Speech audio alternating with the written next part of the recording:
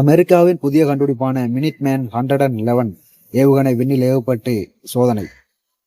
அமெரிக்க ஜனாதிபதி Donald Trump அதிநவீன ஏவுகணை பாதுகாப்பு அமைப்பு உருவாக்குறது முயற்சியில் புதிதாக ஒரு ஏவுகணையை கண்டுபிடிச்சி நேற்றுக்கு விண்ணில் ஏவியிருக்காங்க. இந்த நிலையில் அமெரிக்கா சக்தி வாய்ந்த அணு ஆயுத ஏவுகணை ஏவி சோதனை மேற்கொண்டிருக்கு. இந்த ஏவுகணையானது அணுசக்தி திறன் கொண்டதாகவும் கண்டம் விட்டு கண்டம் பாயக்கூடியதாகவும் இதனுடைய பேர் மினிட்மேன் 111 என்ற ஏவுகணையாகவும் இது அமெரிக்காவில் தயாரிச்சிருக்காங்க. இந்த ஏவுகணையானது அமெரிக்காவில் உள்ள கலிபோர்னியாவில் உள்ள வாண்டன் பார்க் விண்வெளி படைத்தளத்திலிருந்து மார்ஸ் தீவுக்கு ஏவப்பட்டு சோதிக்கப்பட்டிருக்கு. இந்த ஏவுகணையானது மணிக்கு 15,000 மைல் தூரத்து வேகத்தில் செல்லுமாம். 4,200 மைல் தூரத்துக்கு சென்று போய் தாக்கக்கூடிய ஒரு ஏவுகணையாம்.